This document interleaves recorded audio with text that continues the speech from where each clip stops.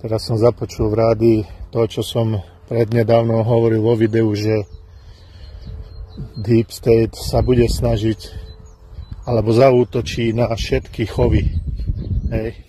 Kuracie, hydinové,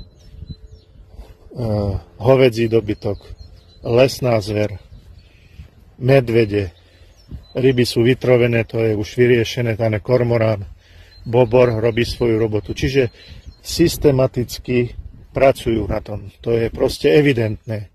Toto nemôže byť náhoda, že neposlušné krajiny Maďarsko a Slovensko, ktoré sa zopreli Bruselu, Deep Stateu, sú teraz postihnuté krývačkou, slintačkou, vylikvidovaním chovu ošípaných,